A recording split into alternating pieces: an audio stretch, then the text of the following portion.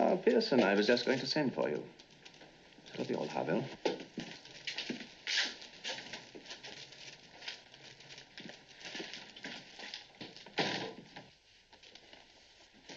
Thank you.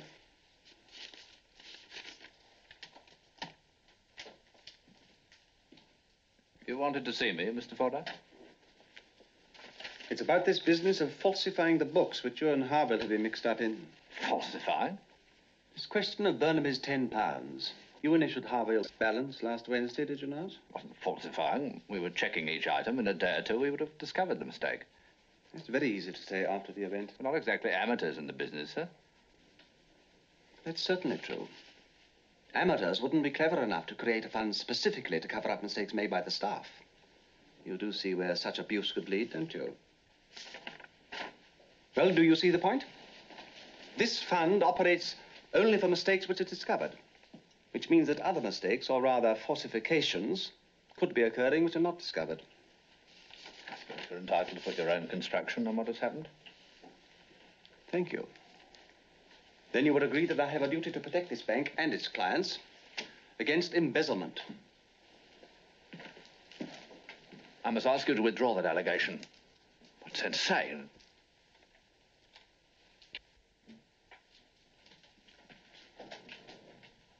It's no good, Fordyce, is it? What's no good? This whole business doesn't involve Burnaby's £10. It's a question of temperaments, yours and mine. I realize that it's largely my fault, that we haven't anything in common. Really, Pearson? Can't we straighten this ridiculous business out once and for all? I know we disagree about almost everything, that my way of looking at things irritates you. I am not in the least interested in your way of looking at things. You are here to concern yourself with banking, not personalities. Mr. Fordyce, I'm asking you to recommend me for a transfer to one of our branches in London. Do you really think that I could recommend you to another branch? Your signature on a balance sheet is apparently worthless. If I were to recommend you, I'd be as guilty of dishonesty as you are. I'm not dishonest. Then explain these initials. I have. Not to my satisfaction.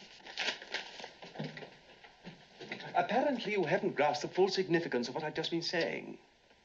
It isn't only that I couldn't, in all honesty, forward your transfer. There is also a strong doubt in my mind as to whether I can keep you on here. You dismiss me after 11 years from the one business I know? You'd make it impossible for me to get another job as chief clerk at any bank in the country. You do that?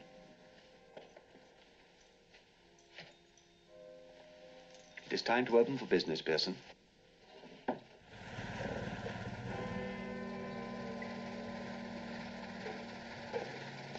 Morning, Jim. Morning.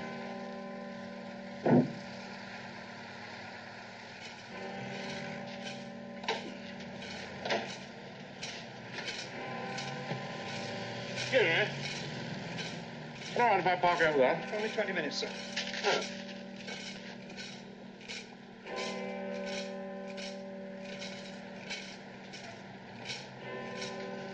Merry Christmas, sir. The same to you.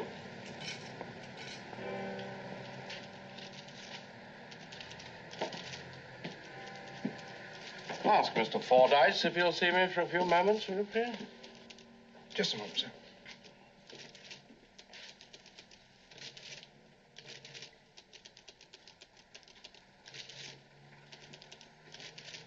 Excuse me, sir. Hmm? Was it a personal or a business matter, sir? Business, of course.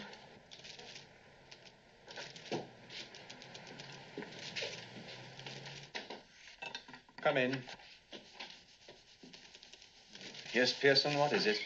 Someone to see you, sir. You know I don't see anyone in the mornings without an appointment. Gore Hepburn. What sort of person is he? I should say someone of consequence, sir. Very well, show him in. You might interrupt us after 10 minutes. Don't want a fellow here all morning. Very good, sir.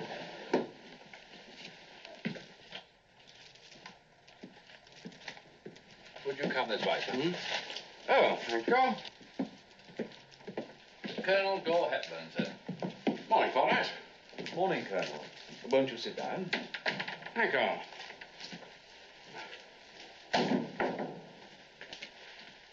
Oh, come.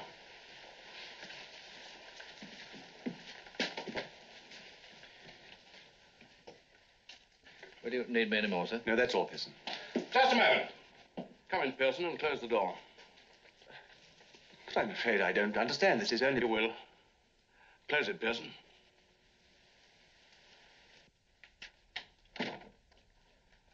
I sent in my personal card because I did not wish to disclose the interests I represent.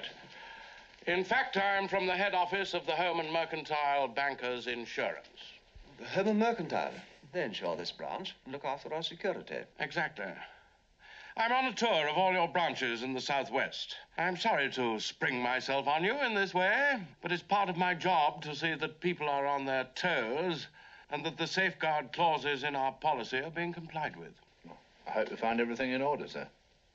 Well, frankly, Pearson, I think I've caught you flat-footed. I don't understand. Oh, now, look, Pearson.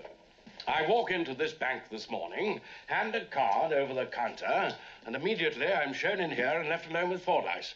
I could have stuck a gun in his ribs as soon as the door closed. If I may say so, sir, you don't look much like a gunman. Really, you people in the provinces must stop thinking in this way.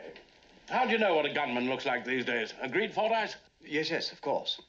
Pearson, you should have inquired more thoroughly into Colonel Gore Hepburn's business. I naturally assumed that you had. I'm sorry, Mr. Fordyce.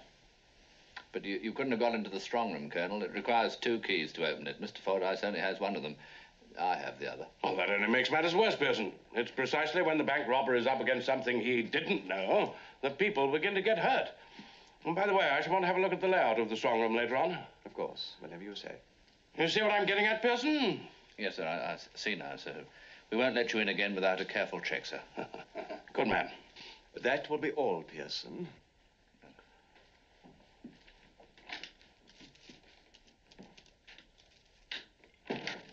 I hope you won't think that Pearson's standards of security represent the efficiency of this branch as a whole. If his negligence... Presumably, you asked him to show me in, Fordyce. Of course, I accept full responsibility for any shortcomings in my staff. However, I assure you it won't happen again. In fact, I've been thinking of replacing Pearson. He's been with you 11 years, hasn't he? How do you know that? I make it my business to know every small detail of the branches I visit. Oh, naturally. You would, naturally. Excuse me, please. Fordyce speaking. Hello. Hello, is anyone there? Harry, is that you? Harry, Yes, my dear, what is it? do whatever he says. Do whatever he says. For the love of God, I beseech you. Harry, can you hear? Don't do anything, Fordyce. They'll die if you move or say a word. What are you talking about? Let me speak to them. Shut up! Now listen to me, Fordyce. Nothing will happen if you sit quite still until I finish speaking. What have my wife and child to do with this? There are 2 men at your house. At this moment, your wife has an electrode attached to each side of her head.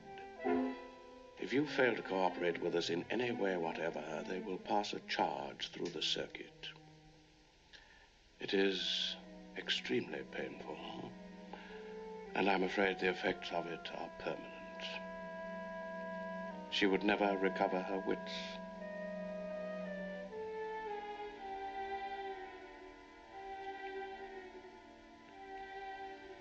What is it you want? Just some money.